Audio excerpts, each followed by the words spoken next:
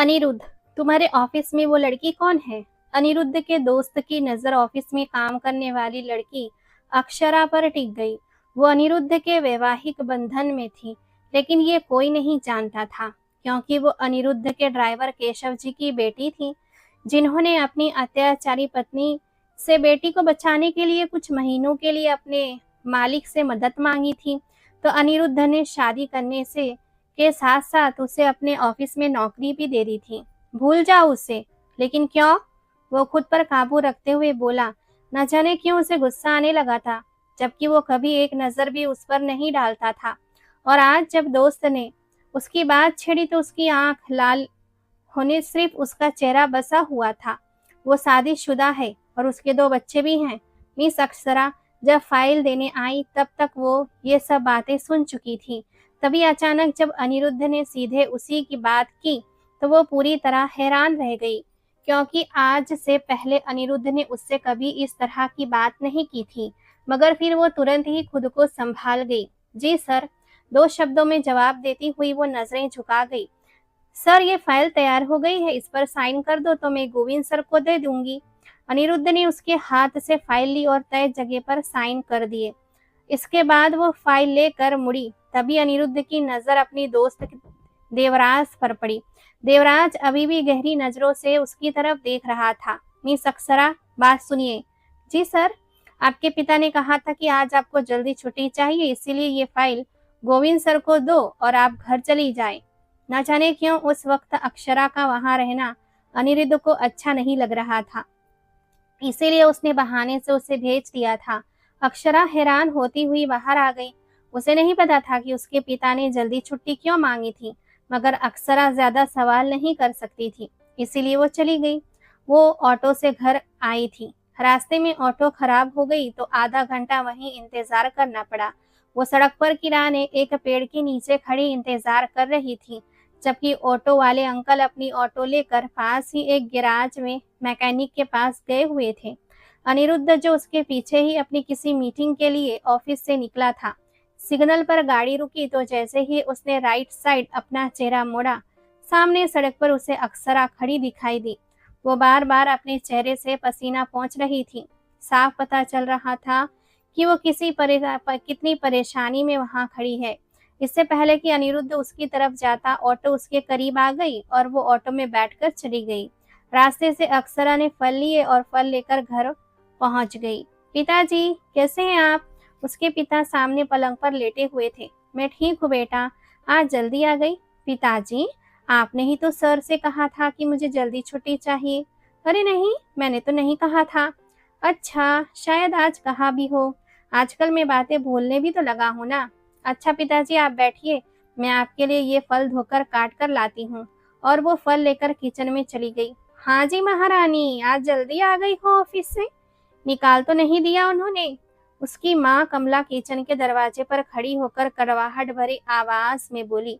नहीं, वो ऑफिस में काम नहीं था, तो सभी वर्कर की जल्दी छुट्टी हो गई थी, इसीलिए मैं भी घर आ गई। उसने बहाना बना दिया, वरना अभी कमला की लंबी बहस शुरू हो जाती। और ये कहाँ से लेकर आई हो? कमला फलों पर झपटी। तभी अक्षरा ने जल्दी से वो फल एक तरफ कर दिए। माँ प्लीज, मैं पिताजी के लिए लेकर आई हूँ, और चिंता मत कीजिए, आपके पैसे नहीं कटेंगे, आपको पूरी सैलरी मिल जाएगी। वो फल उठाकर बाहर आ गई और पिता के पास बैठकर काटने लगी। केशव जी किसी गहरी सोच में डूबे हुए थे। क्या सोच रहे हैं पिताजी? वो पिता के हाथ पर हाथ रखते हुए बोली। कुछ नहीं बेटा, बस यूं ही सोच रहा हूँ, इंसान अनजाने में कितनी बड़ी बड़ी गलतियां कर देता है, जिसका नुकसान न केवल उसे बल्कि उसके बच्चों को भी झेलना पड़ता है। उनकी आंखें भर आई। बस कीजिए पिताजी, क्या हो गया आपको? अब तो कम ही समय रह गया है, जान छूट जाएगी इन लोगों से हमारी, फिर आपको लेकर यहाँ से चली जाऊंगी। और वैसे भी मैंने 2 और जगहों पर नौकरी के लिए अप्लाई किया हुआ है। क्या मतलब? तूने कहीं और क्यों अप्लाई किया है? क्या साहब ने तुझे वहां से निकाल दिया? वे घबराकर बोले। नहीं पिताजी, निकाला तो नहीं है, मगर जाहिर है हमने कुछ महीनों के लिए उनसे मदद मांगी थी, उसके बाद तो हमें अपना इंतजाम करना ही होगा ना।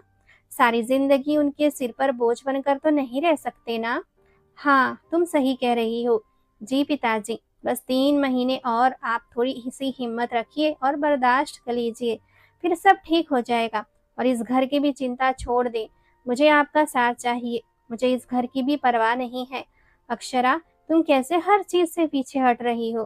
पिताजी, कोई बात नहीं, जो चीज़ मेरी किस्मत में नहीं है उसके पीछे जितना भी भाग लूँ खुद को थकाने के सिवा कुछ हासिल नहीं कर पाऊँगी।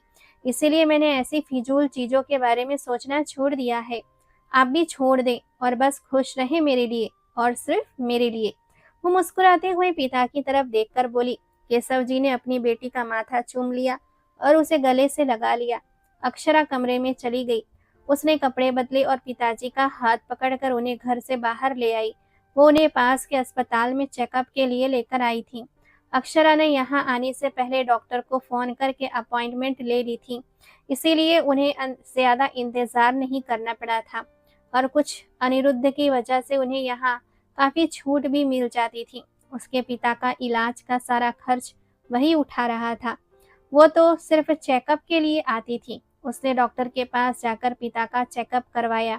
उसके बाद उन्हें बाहर बेंच पर बैठा दिया और खुद दवाइयाँ लेने काउंटर की तरफ चली गई। तभी अनिरुद्ध, जो अपने किसी रिश्तेदार की तबीयत पूछने यहाँ आया हुआ था, उन्हें वहाँ देखकर हैरान रह गया। अरे केशव जी, आप कैसे हैं? केशव जी उसे देखकर खड़े हो गए। बैठे रहिए आप, यहाँ सब ठीक तो है? और अकेले हैं? वो धीरे से बोला। नहीं नहीं बेटा, मेरी बेटी आई हुई है मेरे साथ, वो दवा लेने गई है। अच्छा बताइए, कोई तकलीफ तो नहीं है? डॉक्टर ने ठीक से चेकअप किया? जी जी, डॉक्टर ने बहुत अच्छे से चेकअप किया, आपकी बड़ी मेहरबानी। अरे नहीं, इसमें मेहरबानी की क्या बात है? तभी अक्षरा उनके पास आई। चलिए पिताजी।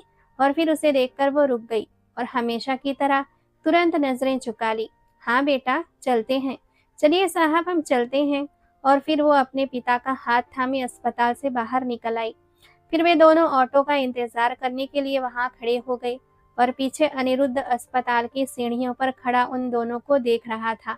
न जाने क्यों उसे खुद भी समझ नहीं आ रहा था कि वो अक्षरा को बार बार देखना क्यों चाह रहा है, मगर उस वक्त उसके दिल की ये ख्वाहिश थी कि वो अक्षरा को एक बार फिर देखे, और इसी ख्वाहिश के चलते वो अस्पताल से बाहर आया था।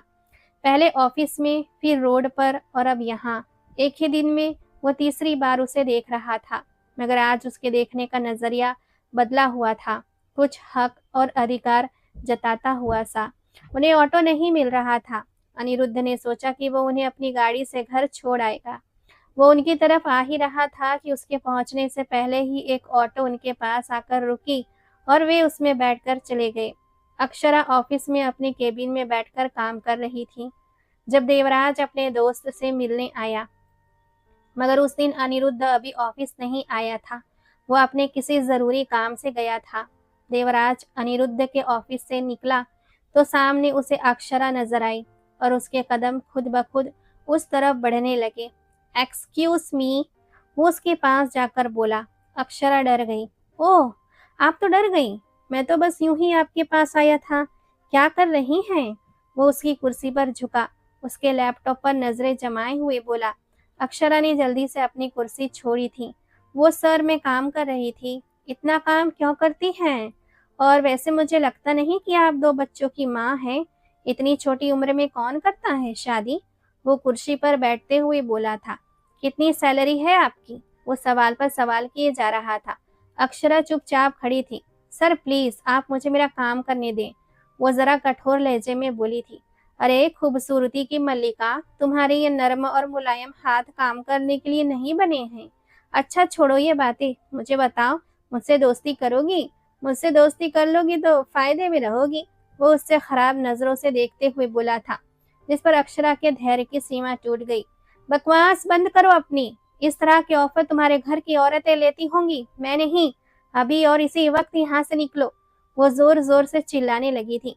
तभी अनिरुद्ध भी ऑफिस में आ चुका था। तुम्हें तो मैं बताता हूँ, वो उठकर उसका हाथ पकड़ने ही लगा था कि अक्षरा ने एक जोरदार थप्पड़ उसके मुंह पर मार दिया। तुम्हारी इतनी हिम्मत, 2 टके की लड़की! इससे पहले कि वो कुछ करता, अनिरुद्ध अक्षरा के आगे आ गया था। क्या हो गया देवराज, ये क्या हरकत है? तुम मेरे ही ऑफिस में खड़े होकर मेरे ही कर्मचारियों के साथ बदतमीजी करोगे? अनिरुद्ध, ये लड़की मेरे साथ बदतमीजी कर रही थी। मुझ पर डोरे डाल रही थी, मेरे साथ दोस्ती करने की बातें कर रही थी। सर, मैं ऐसी नहीं हूँ। मैंने कुछ नहीं कहा। नहीं, ये आप झूठ बोल रही है। ये छोटे घरों की लड़कियां ऐसी ही होती है, चरित्रहीन और गिरे हुए। और बस इसी बात पर अनिरुद्ध की सहन शक्ति खत्म हो गई और उसने खींच कर एक जोरदार थप्पड़ अपने दोस्त के मुंह पर दे मारा। तुम एक बहुत गिरे हुए और बेशरम इंसान हो। अभी और इसी वक्त मेरे ऑफिस से निकल जाओ और आइंदा यहाँ कदम मत रखना, वरना मैं तुम्हारी टांगे तोड़ दूंगा। देवराज मुंह पर हाथ रखे हैरानी से अपने दोस्त को देख रहा था। तुमने इस 2 टके की लड़की के लिए मुझ पर हाथ उठाया? हाँ, निकलो अब यहाँ से, वो चिल्ला रहा था। सिक्योरिटी आकर देवराज को बाहर ले गई, जबकि अक्षरा बुरी तरह से कांप रही थी। उसके आंसू उसका चेहरा भिगो रहे थे। अनिरुद्ध अक्षरा पर एक नजर डालता हुआ अपने केबिन की तरफ बढ़ गया और अक्षरा के दिल पे जैसे किसी ने तीर चला दिया हो। वो अपनी तकलीफ को दबाती हुई कुर्सी पर बैठ गई, जबकि बाकी लोग भी अपनी जगह पर बैठ गए थे। मगर सब लोग आज हैरान रह गए थे। इस तरह से उनके ऑफिस में आज तक नहीं हुआ था। अनिरुद्ध अपने कर्मचारियों से बहुत इज्जत मान सम्मान से बात करता था। सब लोग देवराज की इस घटिया हरकत पर दंग थे। पूजा अक्षरा के पास आई थी। अक्षरा, बस करो, रोना बंद करो। देखो अनिरुद्ध सर ने कितनी बेइज्जती की है उसकी। वो है ही ऐसा, सिर्फ तुम्हारे साथ नहीं, उसने हम सब के साथ भी ऐसी ही हरकतें की हैं। मगर तुमने बिल्कुल ठीक किया जो उसे मुंह तोड़ जवाब दिया। मगर अक्षरा के आंसू रुक नहीं रहे थे। तभी पीए आया। उसने अक्षरा को अनिरुद्ध के कमरे में भेजा। मैम, आपको बॉस बुला रहे हैं। अक्षरा का दिल जरा भी नहीं चाह रहा था, मगर वो अपने आंसू पोंछती हुई अनिरुद्ध के ऑफिस की ओर चली गई। अक्षरा, क्या मैं जान सकता हूँ ये सब क्या है?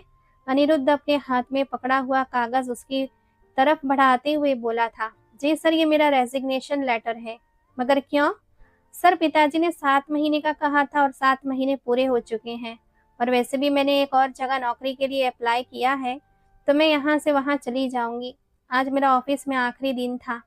उसकी आंखों के साथ साथ उसकी आवाज़ भी भारी हो गई थी। क्या मैंने आपको इजाज़त दी है रेजिग्नेशन देने की? जब तक मैं ना कहूँ आप यहाँ से नहीं जा सकती, समझी? मगर सर, अब मैं इस ऑफिस में काम नहीं कर सकती। पहले शायद कर लेती, मगर आज जो कुछ हुआ है, मैं अब यहाँ नहीं रह सकती। और हाँ, रिश्ता भी खत्म कर दीजिए अब, जैसा कि पिताजी ने कहा था। उसने अनिरुद्ध की टेबल से पेन और कागज उठाया और उस पर कुछ लिखा। ये मेरा नया एड्रेस है, हम लोग यहाँ शिफ्ट हो गए हैं। आप तलाक के कागजात इस एड्रेस पर भेज दीजिए। वो कागज उसके सामने रखती हुई फौरन वहां से उठी और उसके ऑफिस से निकल गई। वो सीधे अपने केबिन में गई। वहां से उसने अपना बैग उठाया और बाहर आ गई। पूरे रास्ते न जाने क्यों उसकी आंखें भीगती रही। हालांकि वो इस रिश्ते की सच्चाई समझती थी। अनिरुद्ध का उससे भला क्या मेल था? यह तो उसके पिताजी पर किया गया एक एहसान था। मगर वो पूरा रास्ता रोती हुई आई थी, लेकिन घर में दाखिल होते ही उसने अपने आंसू पोंछ लिए थे, क्योंकि वो पिता के सामने रोकर उन्हें परेशान नहीं करना चाहती थी। मगर जैसे ही वो घर के अंदर आई, उसके पिता सामने ही जमीन पर गिरे पड़े थे।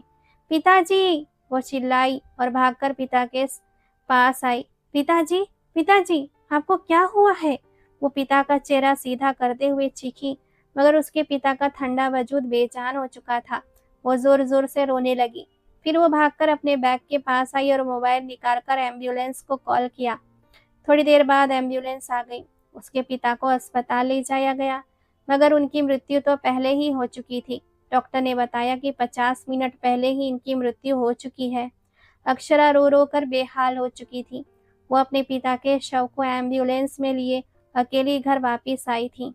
पड़ोस से 5-6 लोग एम्बुलेंस देखकर बाहर निकले और जब उन्हें पता चला कि उनके नए पड़ोसी केशव जी की मृत्यु हो गई है, तो वहां से कुछ लोग आए। उन्होंने केशव जी के अंतिम संस्कार का इंतजाम किया। मनोहर लाल उस मोहल्ले के सबसे इज्जतदार और नेक इंसान थे। वो अक्षरा के पास आए, उसके सिर पर हाथ रखते हुए बोले, बेटा, क्या आपको किसी को बुलाना है? आपका कोई दोस्त, कोई रिश्तेदार? नहीं अंकल, मेरा कोई भी नहीं है।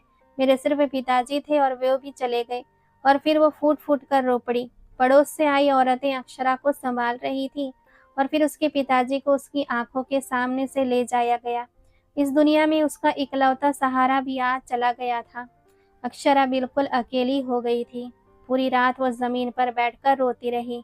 मनोहर लाल जी की पत्नी विमला रात को उसके पास ही रुक गई थी। अगले दिन उसके पिताजी की शोक सभा थी और ये सारे इंतजाम मनोहर लाल ही देख रहे थे। बेटा, कुछ खा लो, तुमने कल से कुछ भी नहीं खाया है। विमला जी खाना लेकर उसके पास आई थी। मुझे कुछ नहीं खाना आंटी जी, मेरा दिल नहीं चाह रहा। देखो बेटा, अगर इस तरह भूखी रहोगी तो बीमार पड़ जाओगी ना, और तुम्हारे पिताजी को कितनी तकलीफ होगी। वो तो तुम्हें हमेशा हंसता मुस्कुराता देखना चाहते थे ना। चलो खाना खाओ। उन्होंने जबरदस्ती अक्षरा को थोड़ा सा खाना खिलाया। 3 दिन तक तो विमला जी उसके पास रुकी रहीं। उसके अगले दिन मनोहर लाल जी की तबीयत खराब हो गई तो वो अपने घर चली गई। कोई बात नहीं आंटी जी, मैं रह लूंगी, आप चिंता ना करें। अक्षरा को अब पूरी जिंदगी अकेले ही रहना था। वो कब तक किसी का सहारा लेती। इसलिए उसने विमला जी से कह दिया था कि वो जाकर अपने पति का ख्याल रखें। अक्षरा के सिर में बहुत तेज दर्द था, इसीलिए वो किचन में चाय बनाने आई थी। रात के लगभग 11 बज रहे थे जब अचानक बाहर कोई आवाज हुई। अक्षरा के हाथ कांप उठे क्योंकि उसे किसी की मौजूदगी का एहसास हुआ था। तुम्हें क्या लगा था मैं अपनी बेइज्जती का बदला तुमसे नहीं लूंगा? देवराज अपना मनहूस चेहरा लिए उसके सामने खड़ा था। अक्षरा सहमी हुई उसे देख रही थी। देखो, जाओ यहाँ से, वरना मैं शोर मचा दूंगी। इस पर देवराज ने ठहाका लगाया। किसे बुलाओगी चिल्लाकर? मुझे पता है तुम्हारे पिता इस दुनिया में नहीं है। वो बुढ़ा तो खत्म हो गया है। और पता नहीं उस अनिरुद्ध ने झूठ क्यों बोला। तुम्हारी तो शादी भी नहीं हुई है। शायद अपने बुढ़े पिता के साथ यहीं रहती हो ना। और तुम्हारे पिता अनिरुद्ध के ड्राइवर थे। जानता हूँ मैं उस बुढ़े को। बकवास बंद करो। अक्षरा ने पास पड़ा बेलन उठाकर उसके सिर पर दे मारा। वो लड़खड़ाया और अक्षरा ने उसे धक्का दिया और खुद कमरे की तरफ भागी। उसने अंदर से दरवाजा बंद कर लिया। अक्षरा को कुछ समझ नहीं आ रहा था। उसके हाथ पांव कांप रहे थे। वो बुरी तरह से रो रही थी। तभी उसकी नजर फोन पर पड़ी। देवराज बाहर से दरवाजों को अंदर की तरफ धकेल रहा था और जितना जोर वो लगा रहा था, अक्षरा को डर था कि कहीं दरवाजा टूट न जाए, क्योंकि देवराज तो बहसी और जनूनी बना हुआ था। अक्षरा ने फोन उठाया। उसे समझ नहीं आ रहा था कि वो किसका नंबर मिलाए। उसके फोन पर अनिरुद्ध की मिस्ड कॉल आई हुई थी तो उसने उसी नंबर पर कॉल बैक कर दी। पहली ही घंटी पर कॉल उठा ली गई। Hello hello hello sir, please मुझे बचा लीजिए। वो देवराज सर, वो बाहर दरवाजा तोड़ रहे हैं। प्लीज सर, मुझे बचा लीजिए। क्या हो गया अक्षरा, तुम ठीक हो? और तुम्हारे पिताजी कहाँ है? तुम कहाँ हो? वो बेचैनी से कमरे से बाहर निकला था। मैं अपने नए घर में हूँ। वो भागकर वॉशरूम में चली गई थी क्योंकि उसे डर लग रहा था कि देवराज कमरे का दरवाजा तोड़ देगा। उसने वॉशरूम की कुंडी लगा दी। असल में कमरे में थी और दरअसल वो दरवाजा तोड़ रहा था, इसीलिए मैं वॉशरूम में आ गई हूँ। तो तुम वहीं रुको, मैं अभी और इसी वक्त आ रहा हूँ। और फोन मत काटना अक्षरा, मैं आ रहा हूँ। मगर ये बताओ कि तुम्हारे पिताजी कहाँ है? वो बार बार उसके पिताजी के बारे में पूछ रहा था। सर, मेरे पिताजी की तो मृत्यु हो गई। और अनिरुद्ध सुन्न रह गया। वो पिछले 3 दिनों से उसे कॉल कर रहा था मगर अक्षरा ने फोन नहीं उठाया था और अब जाकर उसे फोन न उठाने की वजह पता चली थी। अक्षरा का ये घर अनिरुद्ध की लोकेशन के पास ही था, इसीलिए वो अगले 10 मिनट में ही वहां पहुंच गया। तब तक देवराज कमरे का दरवाजा तोड़ने की कोशिश कर रहा था मगर वॉशरूम का दरवाजा काफी मजबूत था, इसीलिए वो कामयाब नहीं हो पा रहा था। तभी अनिरुद्ध घर के अंदर आया। उसे समझ नहीं आ रहा था कि अक्षरा कहाँ है, मगर फिर उसकी नजरें टूटे हुए दरवाजे पर पड़ी तो वो दौड़कर उस कमरे में आया। देवराज! उसने वहीं टूटे हुए दरवाजे की लकड़ी उठाई और देवराज के सिर पर दे मारी। वो वहीं बेहोश होकर गिर पड़ा। हेलो अक्षरा, तुम ठीक हो? मैं हूँ अनिरुद्ध। अक्षरा के हाथ कांप रहे थे। मैं ठीक हूँ सर, उसकी दबी हुई आवाज निकली। अक्षरा, दरवाजा खोलो। सर, मैं कोशिश करती हूँ। उसके हाथ पांव बुरी तरह कांप रहे थे। उसका वजूद बर्फ जैसा ठंडा पड़ चुका था। उसने बड़ी मुश्किल से दरवाजा खोला और खोलते ही वहीं गिर पड़ी, सीधे अनिरुद्ध के कदमों में। अनिरुद्ध ने जल्दी से उसे उठाया और सामने बेड पर लिटा दिया। अनिरुद्ध की गाड़ी देखकर मोहल्ले के कुछ लोग भी आ गए थे। साथ में मनोहर लाल और विमला जी भी थीं। कौन हो तुम और ये सब क्या हो रहा है? वे सब लोग कमरे की हालत देखकर हैरान रह गए। ए लड़के, बताओ कौन हो तुम? मनोहर लाल जी आगे बढ़े। मैं अनिरुद्ध हूँ। अनिरुद्ध? कौन अनिरुद्ध? अनिरुद्ध अक्षरा का पति। वो जल्दबाजी में बोल गया। वो किचन से पानी लेकर कमरे की तरफ भागा और अक्षरा के चेहरे पर पानी के छींटे मारे। इसी बीच अनिरुद्ध के सिक्योरिटी गार्ड आकर देवराज को घसीटते हुए बाहर ले गए। अगर तुम इसके पति हो तो पिछले 5 दिनों से कहाँ थे तुम, जब इसके पिताजी की मृत्यु हुई थी? हमने तो तुम्हें यहाँ नहीं देखा और हमारे पूछने पर भी अक्षरा ने हमें तुम्हारे बारे में कुछ नहीं बताया। तुम झूठ बोल रहे हो। मनोहर लाल जी आगे बढ़कर उससे बोले। तभी अक्षरा उठकर बैठ गई। अक्षरा, तुम ठीक हो? उसे बैठे देखकर वो उसके करीब आया। वो देवराज। वो डरी सहमी दरवाजे की तरफ देख रही थी और अनिरुद्ध ने उसे अपने गले से लगा लिया। तुम चिंता मत करो, मैंने उसे सबक सिखा दिया है। अब वो तुम्हारी तरफ आंख उठाकर भी नहीं दिखेगा। और उसके गले से लगते ही अक्षरा फूट फूट कर रोने लगी। अक्षरा बेटी, क्या सच में तुम्हारा पति है ये? निमला जी उसे हैरानी से देख रही थी। वो उसके पास ही बेड पर आ बैठी। हाँ बेटा, ये कह रहे हैं कि ये तुम्हारे पति हैं, मगर जब हमने तुमसे पूछा था तो तुमने हमें इस बारे में कुछ नहीं बताया था।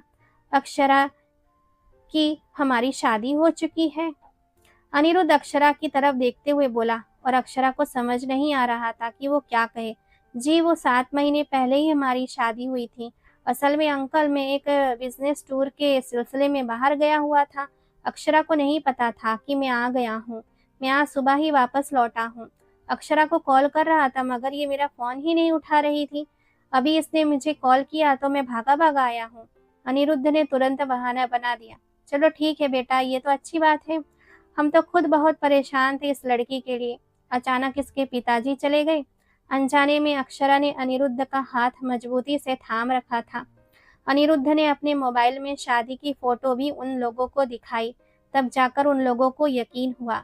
अच्छा बेटा, बात ऐसी है कि अब इसके पिता तो इस दुनिया में रहे नहीं। यह हमारे मोहल्ले में रहती है, हमारी बेटियों जैसी है, मगर इसका इस तरह यहाँ अकेले रहना भी ठीक नहीं है। इसलिए हम चाहते हैं कि आप इसे अपने साथ अपने घर ले जाएं। अक्षरा हैरानी से अनिरुद्ध को देखने लगी। ये भला कैसे मुमकिन था? मगर आंटी जी, मैं अपना घर ऐसे कैसे छोड़कर जा सकती हूँ? बेटा, मुझे पता है कि इस तरह जाना मुश्किल है, मगर अब ये भी तो देखो कि आपके पिताजी इस दुनिया में नहीं है और आपका इस तरह अकेले रहना जो आज हुआ है, उससे हम सब बहुत डर गए हैं। जी, आप बिल्कुल ठीक कह रही हैं। मैं इसे यहाँ अकेला नहीं रहने दूंगा। ये मेरे साथ ही जाएगी, उसने खड़े होते हुए कहा और अक्षरा उसे आश्चर्य से देख रही थी। वो जो उसे तलाक देने वाला था, अब उसे अपने साथ ले जा रहा था। नहीं, मैं यहाँ ठीक हूँ। अक्षरा को अपने पिता का किया हुआ वादा याद आया। अनिरुद्ध के पहले ही उस पर बहुत एहसान थे, वो और एहसान नहीं लेना चाहती थी। चलो मेरे साथ। हाँ बेटा, तुम्हारे पति ठीक कह रहे हैं, तुम्हारा यूं यहाँ अकेले रहना ठीक नहीं है। विमला जी ने भी अक्षरा को समझाया और उसे मजबूरी में वहां से आना पड़ा। वो उसे अपनी गाड़ी में बिठाकर अपने साथ ले आया। अभी गाड़ी थोड़ी दूर ही आगे बढ़ी थी कि अक्षरा अचानक बोली, आपको वहां किसी को ये सब नहीं बताना चाहिए था। और अब आप मुझे कहाँ लेकर जा रहे हैं? अनिरुद्ध ने बहुत गौर से अक्षरा को देखा। हल्का पिंक रंग का ड्रेस पहने, ऊपर उसी रंग का दुपट्टा ओढ़ी थी।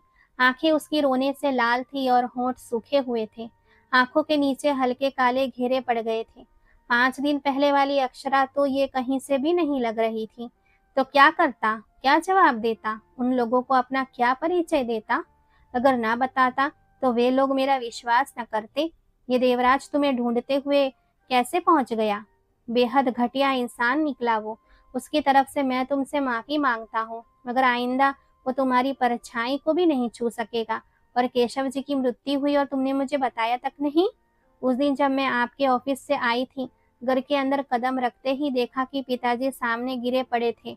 वो फिर से रो पड़ी। अनिरुद्ध ने गाड़ी अपने घर के अंदर दाखिल की। ये मेरा घर है, बाहर आओ। वो उसकी तरफ का दरवाजा खोलते हुए बोला और अक्षरा झिझकते हुए गाड़ी से बाहर आई। उसका घर देखकर वो हैरान रह गई। वो घर नहीं, उसे कोई महल लग रहा था। पूरे घर का रंग हल्का येलो था। येलो के अलावा उस घर में और कोई रंग नहीं था और बाहर से ही वो घर बेहद खूबसूरत लग रहा था। तो अंदर से कैसा होगा? चलो आओ। वो उसे अंदर ले आया। घर में सन्नाटा था। वो उसे गेस्ट रूम में लेकर आया। तुम यहाँ आराम करो। अगर किसी भी चीज की जरूरत हो तो मुझे बताना। पास वाला कमरा ही मेरा है। ठीक है। वो चला गया और अक्षरा चुपचाप बेड पर आकर बैठ गई। इन 4-5 दिनों में उसके साथ कितना कुछ घट गया था। इन हादसों ने उसके दिमाग को झकझोर कर रख दिया था। वो इस वक्त कुछ भी सोचने समझने की हालत में नहीं थी। केशव जी की वो इकलौती और लाडली बेटी थी। उसने अपनी माँ का चेहरा तक नहीं देखा था। उसकी माँ उसके जन्म वाले दिन ही इस दुनिया से चली गई थी और उसके बाद उसके पिता ने ही उसे संभाला था। केशव जी के हरिलाल बहुत पुराने दोस्त थे। हरिलाल अपनी एक जानने वाली औरत का रिश्ता लेकर आए थे। केशव जी शादी नहीं करना चाहते थे, मगर अक्षरा को संभालना मुश्किल था। इसीलिए ना चाहते हुए भी कमला से उन्हें शादी करनी पड़ी थी। वो इतनी बूढ़ी नहीं थी। वो अक्षरा का ध्यान तो रखती थी, मगर प्यार सिर्फ पैसे से करती थी। उन्हीं दिनों केशव जी की नौकरी अनिरुद्ध के पिता के यहाँ लग गई थी। उन्हें ड्राइवर की जरूरत थी और इन्हें नौकरी की। केशव जी एक बहुत ही अच्छे और ईमानदार इंसान थे। इसीलिए पिछले 20 सालों से वह उन्हीं के यहाँ काम कर रहे थे। अक्षरा को उन्होंने उच्च स्तर की पढ़ाई करवाई थी। अक्षरा तो इतनी महंगी यूनिवर्सिटी में नहीं पढ़ना चाहती थी, मगर केशव जी की दिली ख्वाहिश थी कि वो अच्छी शिक्षा प्राप्त करे। इसके लिए उन्हें कुछ कर्ज लेना पड़ा था, जो उन्होंने अपनी बेटी से छुपा कर लिया था, और ये कर्ज कमला के भाई ने दिया था। कमला का भाई नारायण अधेड़ उम्र का आदमी था। वो सालों बाद सऊदी से लौटा था और अब दूसरी शादी के सपने देख रहा था। पहली शादी उसकी यहीं हुई थी, जो उसकी खराब जुबान की वजह से टूट गई थी। फिर वो सऊदी चला गया था और अब वो बरसों बाद वापस आया था। रुपया पैसा तो बहुत था, मगर नीयत और सोच उसकी पहले जैसी ही घटिया थी। वो सीधे कमला के पास आया था। यहाँ अक्षरा को देखकर उसकी लार टपकने लगी थी और उसने अपनी बहन से बात भी कर ली थी। कमला को क्या एतराज हो सकता था? वो तो खुश थी अगर अक्षरा उसकी भाभी बन जाती। अक्षरा बहुत खूबसूरत, पढ़ी लिखी और सुलझी हुई लड़की थी, मगर कमला जानती थी कि अक्षरा के पिता कभी भी नहीं मानेंगे। इसलिए उसने एक चाल चली और अपने भाई से लाखों रुपयों का कर्ज अक्षरा के एडमिशन के नाम पर केशव जी को दिलवा दिया। उसकी आखिरी 2 सेमेस्टर की फीस नारायण ने ही भरी थी, और जैसे ही उसकी पढ़ाई पूरी हुई, नारायण ने अपना कर्ज वापस मांगना शुरू कर दिया। कर्ज न चुका पाने की वजह से उसने साफ कह दिया था कि वो अक्षरा को जबरदस्ती उठा ले जाएगा। केशव जी के ये तो हाथ पांव फूलने लगे थे और उस दिन उन्होंने अपने मालिक से मदद मांगी थी। अनिरुद्ध शाम रात 7 बजे अपने ऑफिस से निकला था। वो घर जा रहा था, तभी उसने देखा कि केशव जी बहुत ज्यादा तनाव में थे। सब ठीक तो है केशव जी? आप कुछ परेशान लग रहे हैं। अनिरुद्ध बचपन से ही उन्हें देख रहा था। केशव जी अनिरुद्ध के पसंदीदा लोगों में से थे। बेटा, मुझे आपसे एक मदद चाहिए। जी जी, आप बताइए, आपको मुझसे क्या मदद चाहिए? और फिर केशव जी ने सारी बात बता दी थी। तभी वहीं केशव जी के फोन पर अक्षरा की कॉल आई। वो रो रही थी। क्या हुआ? क्या हुआ? तुम रो क्यों रही हो? पिताजी, वो पुलिस मुझे उठा कर ले जाना चाहती है। और जब अनिरुद्ध के इस बात का पता चला तो उसने तुरंत गाड़ी केशव के घर की तरफ मोड़ने का कहा। पुलिस को तो अनिरुद्ध ने वहां से बातचीत करके भेज दिया, मगर केशव जी बहुत घबराए हुए थे। अनिरुद्ध बेटा, मुझे आपकी मदद की जरूरत है। जी, आप मुझे बताइए, मैं आपकी क्या मदद कर सकता हूँ? आप मेरी बेटी से शादी कर लीजिए। वे बहुत भारी मन से बोले थे। ये क्या कह रहे हैं आप बेटा? इसके अलावा मेरे पास कोई और रास्ता नहीं है। अक्षरा ने 3 जगह नौकरी के लिए अप्लाई किया हुआ है। नारायण का कर्ज तो मैं उतार दूंगा, मगर ये घर कमला के नाम है। उस औरत ने धोखे से ये घर अपने नाम करवा लिया है। मुझे नहीं पता उसने कब किया, मुझे तो पिछले दिनों ही पता चला। और इस तरह अनिरुद्ध ने पूरे मोहल्ले के सामने अक्षरा से शादी कर ली थी। शादी के बाद वो चला गया था। केशव जी ने उससे एक और मदद मांगी थी। अक्षरा को कहीं नौकरी नहीं मिल रही थी, तो केशव जी के कहने पर अनिरुद्ध ने उसे अपनी ऑफिस में नौकरी दे दी थी। मगर ना तो वो इस शादी को गंभीरता से लेता था और ना ही अक्षरा को। उसने तो कभी अक्षरा की तरफ आंख उठाकर देखा तक नहीं था। ऑफिस में अगर अक्षरा 7 महीने लगातार नौकरी करती तो उसके पिता का सारा कर्ज उतर जाता, और उसने इन 7 महीनों में काम करके नारायण का सारा कर्ज चुका भी दिया था। अनिरुद्ध ने से नारायण पंगा नहीं लेना चाहता था, इसलिए उसने अक्षरा के सपने देखना छोड़ दिए थे। मगर अब उसकी नज़र केशव जी के घर पर थी। कुछ महीने पहले केशव जी को कुछ खिला-पिला के कमला ने वो घर अपने नाम करवा लिया था। वो बहुत लालची और धोखेबाज औरत थी और उसने अपनी औकात दिखा दी थी। आजकल वो बार-बार इन लोगों को घर से खाली करने की धमकियाँ दे रही थी। केशव जी ने नौकरी छोड़ दी थी क्योंकि आजकल उनकी तबीयत काफ़ी खराब रहने लगी थी। अनिरुद्ध ने उनके इलाज का सारा खर्च उठाया हुआ था, यहाँ तक कि अब वो उनके घर का राशन भी भिजवा रहा था। वो तो उनका कर्ज भी चुकाना चाहता था, मगर अक्षरा को ये मंजूर नहीं था। वो और एहसान नहीं लेना चाहती थी। पहले ही उसके पिता ने यह ज़बरदस्ती की शादी करवाकर अक्षरा को शर्मिंदगी के गहरे गर्त में ढकेल दिया था। वो पिता के सामने तो कुछ नहीं बोली थी, मगर वो हर वक्त अनिरुद्ध के सामने नज़रें झुकाकर रखती थी और इसकी सबसे बड़ी वजह यही थी कि उसके पिता ने उसके सामने हाथ जोड़कर शादी के लिए मिन्नतें की थीं। वो जल्द से जल्द कर्ज चुकाकर वहाँ से निकलना चाहती थी और उसने कर्ज चुका भी दिया था। नारायण से उसकी जान छूट गई थी। उसने वो घर भी छोड़ दिया था। 6 दिन पहले ही वो एक नई सोसाइटी में किराए के घर में शिफ्ट हुई थी। वो घर छोटा था मगर साफ-सुथरा और अच्छा था। किराया भी ठीक था। अक्षरा को दूसरी जगह नौकरी का ऑफर भी मिल गया था और अगले हफ्ते उसे ज्वाइन करना था। उस दिन वो घर से पक्का इरादा करके निकली थी कि आज वो रिज़ाइन दे देगी। उसने अपना रेज़िग्नेशन लेटर अनिरुद्ध के पीए को दे दिया था और खुद बाहर आ गई थी। उसके 2-3 काम बाकी थे जिन्हें पूरा करके वो वहाँ से जाना चाहती थी, मगर उससे पहले ही देवराज आ गया और वो सब तमाशा हो गया। अक्षरा को लगा था कि अब उसकी ज़िंदगी की मुश्किलें और परीक्षा खत्म हो गई हैं। उस अत्याचारी औरत से भी उसकी जान छूटने वाली थी। वो नए घर में शिफ्ट हो चुकी थी, नौकरी भी मिल गई थी और अब वो और उसके पिता चैन से ज़िंदगी गुज़ारेंगे। मगर उसके पिता को ऊपर वाले ने इतनी ही ज़िंदगी दी थी। वो अपने पिता को याद करके फिर से फूट-फूट कर रोने लगी थी और रोते-रोते उसकी आँख लग गई। सपने में उसने अपने पिताजी को देखा। उसके पिताजी बहुत खुश नज़र आ रहे थे। मैं बहुत खुश हूँ अप्सरा, तुम्हें देखकर। अनिरुद्ध एक बहुत अच्छा लड़का है। उसने मुझसे वादा किया है कि वो तुम्हारा हमेशा ख्याल रखेगा और तुम भी अब उसका ख्याल रखना, ठीक है? और अब उसी के घर रहना, कहीं और मत जाना। ये दुनिया बहुत ज़ालिम है। तुम अकेली हो और एक अकेली लड़की का इस समाज में जीना मुश्किल कर दिया जाता है। रात का न जाने कौन-सा वक़्त था जब उसकी आँख खुली।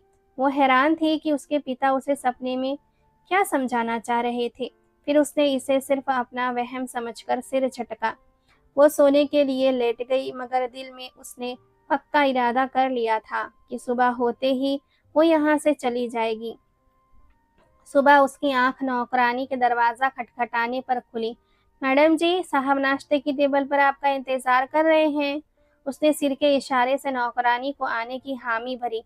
उसके जाने के बाद वो वॉशरूम गई, फ्रेश होकर बाहर आई। अनिरुद्ध सामने हॉल में बैठा हुआ था। मैं तुम्हारा ही इंतज़ार कर रहा था। आओ मिलकर नाश्ता करते हैं। वो उसके आगे पीछे चलता हुआ नाश्ते की टेबल तक आया। उसने कुर्सी खींचकर अक्षरा को बैठने का इशारा किया। वो झिझकते हुए बैठ गई। नाश्ता करने के बाद वो उठ खड़ा हुआ। मेरी एक ज़रूरी मीटिंग है, मैं वो निपटा लूँ, तुम आराम करो। अगर तुम खुद ड्राइवर के साथ जाकर शॉपिंग करना चाहो तो कर लेना, या फिर मैं मैड से कहकर तुम्हारे लिए कपड़े मंगवा दूँ। तुम्हें यहाँ किसी भी चीज़ की कोई तकलीफ नहीं होगी और परेशान मत होना, ठीक है? वो उसका जवाब सुने बिना ही चला गया, जबकि अक्षरा उससे कुछ बात करना चाहती थी। उसकी बात उसके दिल में ही रह गई थी। पूरा दिन अनिरुद्ध का बहुत ही व्यस्त बीता था और वो देर रात तक घर उसका इंतज़ार करती आखिरकार अपने कमरे में चली गई थी और सो गई थी।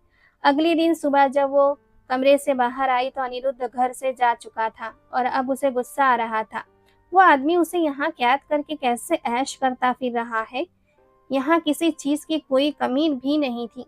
अनिरुद्ध ने उसके कपड़े भिजवा दिए थे। ज़रूरत की हर चीज़ उसके कमरे में मौजूद थी, मगर इतनी सुख सुविधाएं होने के बावजूद उसका यहाँ दम घुट रहा था। रात के 9 बज चुके थे, वो अभी तक नहीं आया था, मगर आज अक्षरा ने उसका इंतज़ार करने की ठान ली थी। वो जितना भी लेट आता, वो उससे बात किए बिना सोने वाली नहीं थी, क्योंकि आज आखिरी दिन था। कल से उसे अपना नया ऑफिस ज्वाइन करना था। अगर वो यूं ही बैठी रहती तो उसकी ये नौकरी भी हाथ से चली जाती, जबकि वो ऐसा बिल्कुल भी नहीं चाहती थी। रात के लगभग 10 बजे वो आया और उसे आता देखकर वो अपनी जगह से उठ खड़ी हुई। अक्षरा, तुम अभी तक जाग रही हो? सोई नहीं? सब ठीक तो है? जी, मुझे आपसे बात करनी थी, वो गंभीरता से बोली, जबकि अनिरुद्ध हैरान हुआ। कोई मसला है? कोई परेशानी है? वो उसके पास आया। अच्छा बैठो। उसने अक्षरा को बैठने का इशारा किया और उसके सामने वाले सोफे पर खुद भी बैठ गया। हाँ बोलो, क्या बात करनी है? अक्षरा को समझ नहीं आ रहा था कि वो कहाँ से बात शुरू करे। असल में मैं यहाँ से जाना चाहती हूँ। जाना चाहती हो? मगर कहाँ? देखिए, आपने मेरी मदद की, इसके लिए मैं आपकी आभारी हूँ, मगर मैं यहाँ सारी जिंदगी तो नहीं बैठी रह सकती। मुझे कहीं ना कहीं तो जाना ही होगा। क्यों? सारी जिंदगी यहाँ रहने में क्या हर्ज है? क्या तुम्हें यहाँ किसी ने कुछ कहा, या तुम्हें यहाँ कोई तकलीफ है? ऐसा नहीं है, मगर मैं सारी जिंदगी आपके घर भी तो नहीं रह सकती ना, और ना ही मैं आप पर बोझ बनना चाहती हूँ। किसने कहा कि तुम मुझ पर बोझ हो, या मैं तुम पर कोई एहसान कर रहा हूँ? वो नरमी से बोला, देखिए, मैंने जिस जगह अप्लाई किया था, कल मुझे वहाँ ज्वाइन करना है। अगर मैं कल वहाँ ज्वाइनिंग नहीं करूँगी तो मेरी नौकरी चली जाएगी, जो कि मैं नहीं चाहती। आप प्लीज़ मेरी बात समझने की कोशिश कीजिए। मगर तुम्हें नौकरी करने की क्या ज़रूरत है? मेरे पास सब कुछ है। हमें किसी चीज़ की कमी नहीं है जो तुम्हें नौकरी करने की ज़रूरत पड़े। आपके पास सब कुछ है, आपके घर में किसी चीज़ की कमी नहीं है, मगर मुझे तो अपने लिए कुछ करना होगा, और मैं ये सारी ज़िंदगी आपके घर पर नहीं रह सकती। मेरी बात आपको समझ क्यों नहीं आ रही? देखो अक्षरा, अब यही तुम्हारा घर है और यहीं तुम्हें रहना है। भूल जाओ कि तुम अब यहाँ से कहीं और जाओगी, तुम यहीं रहोगी। वो फैसले भरे अंदाज में बोला, तो क्या आप मुझे यहाँ कैद करके लाए हैं? वो हैरानी से उसे देख रही थी, जिस पर वो मुस्कुरा दिया। अक्षरा तो उसकी मुस्कुराहट में खो सी गई। पिछले 7 महीनों से वो उसके ऑफिस में काम कर रही थी। उसे दिन में कई बार देखती थी, मगर मुस्कुराते हुए उसने उसे आज ही देखा था, और वो बहुत ही प्यारा मुस्कुराता था। मैंने तुम्हें बिल्कुल भी कैद नहीं किया। तुम आज़ाद हो, घूमो फिरो, अपनी जिंदगी एंजॉय करो, और ये घर तुम्हारा है, इसमें बिल्कुल वैसे ही रहो जैसे अपने पिता के घर पर रहती थी। और आपके पिता से मैंने वादा किया था कि मैं तुम्हारा हमेशा ख्याल रखूंगा, तुम्हें कभी अकेला नहीं छोड़ूंगा, और मैं वादा खिलाफ बिल्कुल भी नहीं हूँ। वो उठते हुए बोला, मेरे पिताजी से आपने कब ये वादा कर लिया? उसके साथ ही वो भी उठ खड़ी हुई। सपने में? खैर छोड़ो, मुझे भूख लगी है, मेरे लिए खाना लगाओ, मैं फ्रेश होकर आता हूँ। वो उससे बोलते हुए कमरे में चला गया, जबकि वो उसे आश्चर्य से देख रही थी। क्या मैं उसकी नौकरानी हूँ जो इसके लिए खाना लगाऊं? मगर फिर मजबूरी में उसे उसके लिए खाना गर्म करना पड़ा। वो किचन में आई और जैसे ही वो डाइनिंग टेबल पर आया, वह चुपचाप अपने कमरे में चली गई। वो उसे जाते हुए देखता रहा और फिर सिर झटककर अपने खाने की तरफ ध्यान देने लगा। अनिरुद्ध अपने ऑफिस में व्यस्त बैठा था जब देवराज उसके पास आया। मैं पूछता हूँ, तुम्हारी इस बदतमीजी की वजह? वो उसके पास आकर चिल्लाया, जबकि अनिरुद्ध ने उसे खा जाने वाली नजरों से देखा। तुम्हें यहाँ आने की इजाजत किसने दी? बकवास बंद करो। मैं यहाँ सालों से आ रहा हूँ, दोस्त हूँ तुम मेरे, और सिर्फ इसी वजह से मैंने तुम्हें जिंदा छोड़ दिया। वो उसके टोकते हुए बोला, अरे वाह, तुमने तो बहुत बड़ा एहसान कर दिया मुझ पर। मुझे सिर्फ वजह बताओ, वो लड़की तेरे लिए इतनी खास हो गई कि तूने उसकी वजह से मेरा ये हाल कर दिया? वो अपने चोट लगे सिर की तरफ इशारा करते हुए बोला, शुक्र मनाओ कि मैंने और कुछ नहीं किया। क्या रिश्ता है तुम्हारा उसके साथ? वो फिर बोला, पत्नी है वो मेरी। क्या बकवास कर रहे हो अनिरुद्ध तुम? वो दंग रह गया। ये सच है, वो साफ साफ और कड़े अंदाज में बोला। वो तुम्हारी ड्राइवर की बेटी है। वो मेरे ड्राइवर की बेटी है और अब मेरी पत्नी भी है, समझे तुम? 7 महीने से वो मेरे विवाहिक बंधन में है, और अगर आइंदा तुमने, वो उंगली दिखाते हुए कुछ कहने ही वाला था कि देवराज ने उसके मुंह पर हाथ रख दिया। आई एम सॉरी, अगर ये सच है तो मुझे अपने किए पर बहुत शर्मिंदा है। वो नजर झुका गया। सिर्फ इसीलिए कि वो मेरी पत्नी है तुम्हें शर्म आ रही है? वो एक लड़की है, एक इंसान है। क्या तुम्हें औरतों की इज्जत करना नहीं सिखाया गया? तुम्हारे जितनी इज्जत तो मैं किसी लड़की की नहीं करता। और वैसे भी अब माफ़ी माँग रहा हूँ ना, तो माफ़ कर दो। वो ज़बरदस्ती उसके गले लग गया। ना चाहते हुए भी अनिरुद्ध ने उसे माफ़ कर दिया, क्योंकि देवराज उसका बहुत पुराना और जिगरी दोस्त था। वो दिल फेंक ज़रूर था, मगर इस हद तक घटिया होगा, इसका अंदाज़ा अनिरुद्ध को नहीं था। उस दिन वो घर भी ज़रा जल्दी आ गया था। जब वो घर पहुंचा तो पूरे घर में सन्नाटा था। शाम के सिर्फ 5 बजे थे, मगर वहाँ कोई नजर नहीं आ रहा था। सारे नौकर अपने अपने रूम में थे। उसके घर की सारी जिम्मेदारी उसके एक पुराने नौकर नकुल के सिर पर थी। नकुल उसके गांव का रहने वाला एक बहुत ही अच्छा आदमी था, मगर बेटी की शादी के सिलसिले में वो गांव गया हुआ था। उसकी गैर मौजूदगी में घर अस्त व्यस्त पड़ा था, वरना ऐसी लापरवाही कोई नहीं दिखाता था। वो सीधे अक्षरा के कमरे में आया। ये सब लोग कहाँ गए हैं अक्षरा? यहाँ कोई भी नहीं है। अक्षरा ने चौंक कर उसे देखा। वो मुझे तो नहीं पता, सब नौकर शायद अपने अपने कमरों में होंगे। ये घर कितना बिखरा पड़ा है, और अभी मैं किचन से होकर आया हूँ, वहाँ का भी बुरा हाल है। क्या तुमने किसी को काम पर नहीं लगाया? तुम्हें नौकरानी को डांटना चाहिए था ना। उन्होंने साफ सफाई भी शायद नहीं की है। मुझे तो लग रहा है पिछले 1 हफ्ते से घर की सफाई ही नहीं हुई, जब से नकुल गया है। मगर मैं कैसे नौकरों को कुछ कह सकती हूँ, वे बुरा मान जाएंगे। क्या हो गया है तुम्हें अक्षरा? वो तुम्हारी बात का बुरा क्यों मानेंगे? अच्छा चलो, अभी मेरे सिर में बहुत दर्द है, मुझे 1 कप चाय पिला दो प्लीज, अगर तुम्हें तकलीफ ना हो तो। जी ठीक है, मैं बनाकर लाती हूँ, वो धीरे से बोली। उसकी यही अदा उसे बहुत पसंद थी। उसका यूं नजरें झुकाकर बात करना अनिरुद्ध का दिल मोह लेता था। वो मुस्कुराता हुआ वापस मुड़ गया। अक्षरा चाय का कप ट्रे में रखकर उसके कमरे की तरफ बढ़ी। दरवाजा खटखटाया और अंदर गई। यहाँ आने से पहले उसने शीला को रूम से बुलवाकर काम पर लगाया था, और ब्रिजमोहन जो उनका रसोइया था, उसे भी खाना बनाने में लगा दिया था। उसने अनिरुद्ध के सामने ट्रे रख दी। उसने कप उठा लिया। वो वापस मुड़ने लगी। वापस कहाँ जा रही हो? वो अचानक बोला। मैं वापस अपने कमरे में जा रही हूँ। और तभी उसने उसका हाथ पकड़ लिया। वहां तो तुम अस्थाई रह रही हो ना, असली कमरा तो तुम्हारा यही है। वो हैरानी भरी आंखों से उसे देख रही थी। मेरा हाथ छोड़िए प्लीज, और अगर ना छोड़ू तो? अक्षरा, मैं चाहता हूँ कि तुम इस घर को अपना घर समझो, और इस घर के मालिक को भी। वो उसके चेहरे की तरफ देखते हुए बोला था, जबकि अक्षरा सिर झुकाए खड़ी थी। देखिए, आपने पिताजी का पर एहसान किया था। पिताजी के कहने पर आपने मुझसे शादी की, और अगर पिताजी से आपने ऐसा कोई वादा किया भी था, तो मैं आपको उस वादे से आज़ाद करती हूँ। क्या तुम किसी और को पसंद करती हो? उसने हैरानी से देखा। आपको मैं ऐसी लगती हूँ? उसे गुस्सा आ गया था। तो फिर बिना किसी वजह के मुझसे तलाक की मांग बार बार क्यों करती हो? क्यों मुझे बार बार इस तकलीफ में डाल देती हो? अक्षरा, मैं इस रिश्ते को दिल से निभाना चाहता हूँ। तुम मुझे अच्छी लगने लगी हो, और इतना तो मैं जानता हूँ कि मुझ में भी ऐसी कोई खास बुराई नहीं है। प्लीज मेरी बात मान लो। पता नहीं कब मुझे तुमसे मोहब्बत हो गई, मुझे खुद नहीं मालूम। जब केशव जी ने मुझसे तुमसे शादी करने को कहा था, तब सच में मैंने ये शादी सिर्फ कुछ वक्त के लिए ही की थी, और मेरा इरादा यही था कि तुम्हें संभाल कर आज़ाद कर दूंगा, क्योंकि जिंदगी में शादी का मेरा अभी कोई इरादा नहीं था। मगर फिर न जाने क्या हुआ कि तुमसे दूर जाने का दिल ही नहीं करता। वो उसके दोनों हाथ थामे प्यार से कह रहा था, क्या तुम मुझसे मोहब्बत नहीं करती?